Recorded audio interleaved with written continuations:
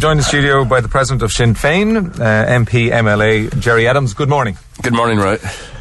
First things first, have you any strong opinions on tattoos on women? No. No, okay. So you're in election mode now. You used the opportunity to do a walkabout on Moore Street to get here today. Well, I couldn't get here any other way. It's quicker walking. I'd be in Moore Street all the time. You could have parked in the German Street Centre. I get my flyers in Moore Street. Do you? Regularly, yes, from a very nice man called John. Do people shout things at you?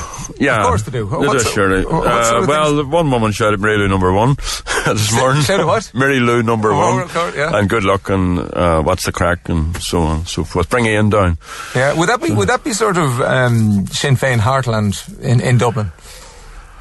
Oh, I don't know. I mean, I wouldn't think so. I mean, Moore Street is just a fantastic sort of buzzy place. Yeah. And the women are the best of good fun, and they work very, very hard. But I would be about the city fairly often, and I was just saying this morning to Don Doyle, it's very quiet now, and that's the time when you can get about. You probably know this yourself, well known.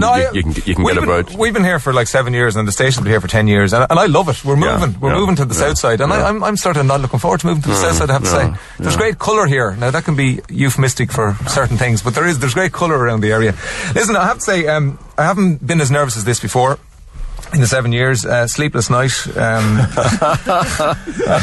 Like the word that kept coming up as I thought about you was formidable, and you are a formidable figure in Irish politics, probably in world politics. And I was thinking to myself, like, we could go through the usual questions. Have you been a member of the IRA now or ever? A member of the Army Council now or ever? Responsible for sanctioning or ordering murder in the past? And you would give me back. You could give the answers as well. Yeah, you would, because we've heard them so often. Sure.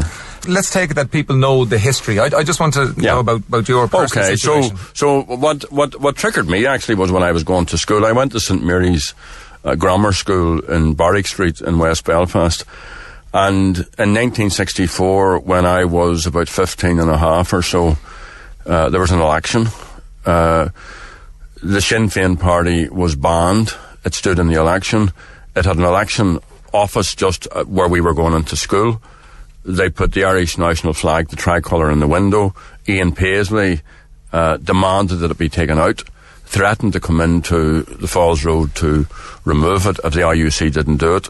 The IUC smashed into the office, took out the flag. The people put it back in again, up and down for a few days. So we're all going back and forth to school. This is 1964, 5 years before the civil rights. So we're all going to school, and we're watching this. And even though I come from a Republican family, I was not Republicanised or politicised. I had some sense of national consciousness, but I wasn't very politically aware at all.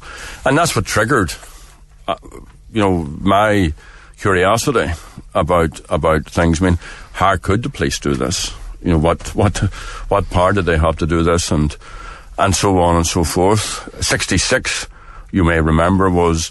I was only 50th 2. anniversary. I know, I look older. Well, that was the 50th anniversary of 1916. So there was a popularisation of the writings of Connolly and Pearse. There were big pageants. RTE we didn't have television, I don't think, at the time, but there's a big pageant in Croke Park. There was a similar one in Casement Park in Belfast, and I just naturally started to move into that circle. I joined the civil rights NICRA, as it was, Northern Ireland Civil Rights Association, when it was founded. My first interest, incidentally, was in housing, where I lived. We formed, and it was mimicking what was happening here. The Dublin Housing Action Committee was a very, very so where did active group. The thing that I can't get my head around, was that and definitely the Catholic community in Northern Ireland had grievances. There's no doubt about it. They had real grievances, and there were a lot of intelligent people who were protesting for civil rights like housing, etc., equality in government recruiting. But what was the spark? Can you, from your point of view, when did you know that this is a conflict and lives are going to be lost and it's going to go on for a long time? Was there a point that you said, I probably didn't know that properly. I think I was very almost innocent. This was the time of the anti-Vietnam War movement. This was the time of student uprisings right across Europe. It was the era of the Fleadh Cheoil here in Ireland. It was the Beatles, and it was Dylan, and it was all of that. So it probably was 1970, 71, before, when the Brits were on the streets, when the place was an armed camp, when you could be shot on sight, when you could be arrested on sight, that you started to get some sense, whoops, it is. And you were what age then? I was born in 48, so in 69 I was 21, so in 71 I was 20. Like most 21-year-olds now, their only worry is probably getting a bank loan for a car. I often say that to my contemporaries when they'd say something about, some 21 or 22-year-old, I'd say, well, what were you doing when you were 21 or 22? And you don't know, I think you don't know your own mind when you're 21, 22.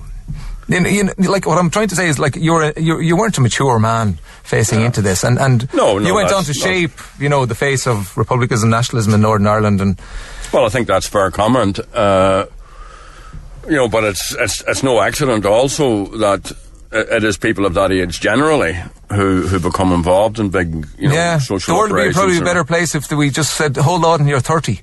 I'm not being flippant, but headstrong young men, headstrong young men that maybe more lives would have been saved. Isn't it instructive though that as you mellowed, as you got older, that the means to the end changed as well? Let me deal with the first thing you said first.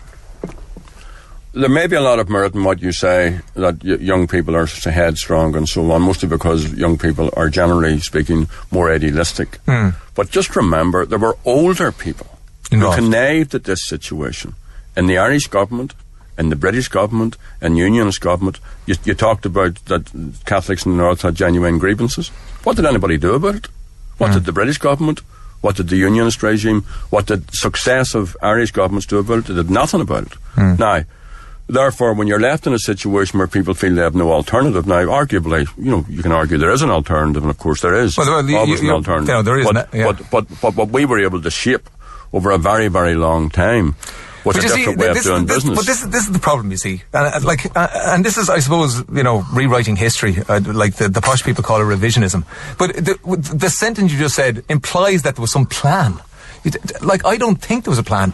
Northern Ireland was thrown into horrible disarray. People died. You didn't have a plan that, 30 odd years on, that you would shake hands with Ian Paisley and that there would be devolved government and Martin McGuinness would be the deputy first minister. What I did have, and a very, very acute sense of, was the need for dialogue. And when I said earlier on that I had a sense perhaps of innocence or naivete, when I was 18 or 19, I was going up to an RUC line and saying to them, look, let's take it easy here. Let's take it handy here, because... But Gerry, it's a bit disingenuous now, because the scary thing last night was, as I tried to get into your head, that you were going to take to your grave, dark secrets. Well, you have more trouble sleeping than I do. I mean, that's unfortunate. I'm not being naive about this. But what I'm saying is that, you can't sit here and say to me that all those years ago you knew that dialogue was, and was violence a way to get to dialogue, or why didn't you just keep talking instead of killing? Because nobody would talk. You see, Ray, you couldn't have interviewed me here. No. But also, with respect, what would you have done about it? What did you do about it? You see, I'm not being personal about this. I'm just making the point. No. Because people have to be informed. Yes, and anybody that I know who ever either defended armed actions or was involved in armed actions, who is a thinking human being, only does it because they feel they have no other alternative. It becomes an awful method of protest. Now, be quite certain, if you walked out of this building after this interview and there was a squad of British soldiers in the street down there and they stopped you and they put you up against the wall and they challenged you or your wife or your spouse or your mother or your daughter, you wouldn't be... I'd be kicking and screaming, yes. I don't know if I'd kill anybody as a result, but anyway, how do you reckon God considers you then? I don't know. I wouldn't be presumptuous enough to work that out. But you're missing the main point I'm making. There would not be an agreement on May the 8th. There would not be the possibility of breakthrough, of really hard work, patient, plodding, diligent, ball-breaking work had not been done over a very, very long period. And that's what, the conflict is human-made or man-made. The solution is also human-made. And a lot of the other problems, the social problems in this jurisdiction, a lot of these other inequalities in this jurisdiction, are also made by bad law, by bad politicians, by bad systems, and they also can be corrected.